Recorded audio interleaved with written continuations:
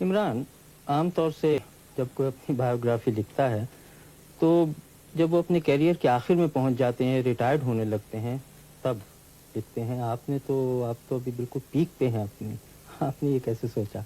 देखें जी, तेज़ बॉलर की जो पीक होती है वो ज़्यादा देर तक तो नहीं रहती, और हो सकता है कि मैं रिटायर होने वाला हूँ। इसमें कोई तेज़ बॉलर के लिए जिस तरह की मुझे इंजरी हुई है, हो सकता है कि ये ठीक ना हो पूरी तरह।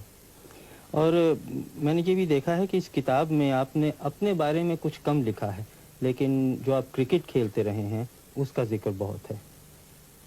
किताब में ज़्यादा मेरी कोशिश यही रही है कि जो मेरे एक्सपीरियंसेस हुए हैं क्रिकेट में, और जो मेरे ख़यालात हैं दूसरे प्लेयर्स के मुतालिक, और जिस तरह पाकिस्तान में क्रिकेट खेली जाती है, कोशिश यही रही है कि उसके ऊपर ज़्यादा लिखूं।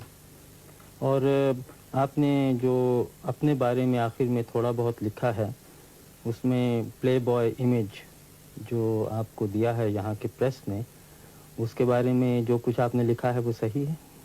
बिल्कुल जी, मैंने अपने आप को हमेशा एक क्रिकेटर समझा है, और कभी ऐसा नहीं महसूस किया कि मैं कोई प्ले बॉय हूँ, या जिस तरह भी कि नाइट क्लब्स में सारी रात गुजारता हूँ। ना मैं शराब ना सिगरेट तो पीता नहीं हूँ, और अपने आप को हमेशा एक बहुत हार्ड वर्किंग कह लें क्रिकेटर समझा है। और आपने दुनिया भर में क्रिकेट खेली है, वेस्ट इंडीज़, हिंदुस्तान, पाकिस्तान, जहाँ आपने दूसरे मुल्कों में क्या रवैया देखा अपनी तरफ और क्रिकेट की तरफ?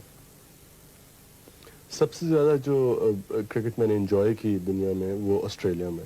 वो इसलिए कि वहाँ जो प्लेइंग कंडीशंस कहते हैं, जो जिस तरह की वहाँ पिचेस हैं, ग्राउंड्स, क्राउड, सबसे ज़्यादा क्रिकेट के लिए अच्छी कंडीशंस मैंने ऑस्ट्रेलिया में देखी। इंडिया में जो हमारी एक सीरीज़ हुई थी वो मुझे बहुत पसंद आई। वहाँ का जो क्राउड का रवैया था, और जिस तरह की वहाँ स्टेडियम्स, और जिस तरह की वहाँ क्रिकेट को सपोर्ट दी जाती है। और इंग्लिस्तान में यहाँ भी क्रिकेट ठीक है। वेस्ट इंडीज़ में ये कहूँगा कि प्लेइंग कंडीशंस इतनी अच्छी नहीं थी जितनी शायद ऑस्ट्रेलिया में है। लेकिन हर एक मुल्क में फ़र्क एक्सपीरियंसेस हैं, और वही मैंने किताब में यही लिखा है। अखबार वालों का ये भी कहना है कि आप बड़े अक्खड़ मिजाज, एरोगेंट, जो उन्होंने अंग्रेजी में लफ्ज़ दिया है, इसमें कहाँ तक सच्चाई है? आप समझते हैं आप एरोगेंट हैं?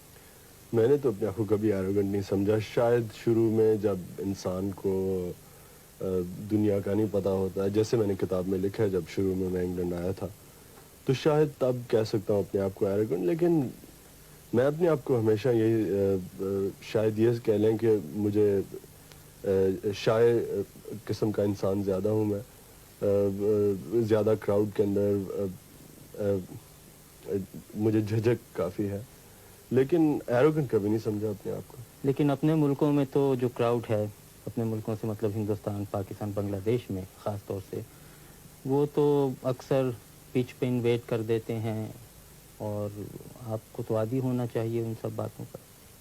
नहीं जी, ये एक चीज़ के ऊपर जो ये कह लें कि मैं इसे पॉइंट ऑफ प्रिंसिपल समझता हूँ कि जब लोग मैच डिसरप्ट करते हैं या पिच के ऊपर भाग आते हैं, मेरे ख्याल में इस चीज़ को प्लेयर्स का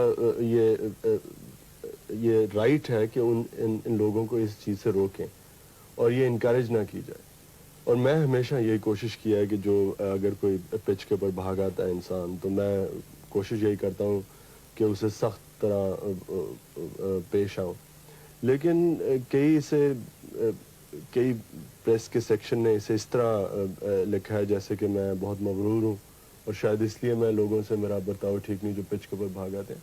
मैं तो ये समझता हूँ कि मेरी कोशिश हमेशा यही रही है कि लोगों को सीखना चाहिए कि जो पिच होती है वो सिर्फ प्लेयर्स के लिए।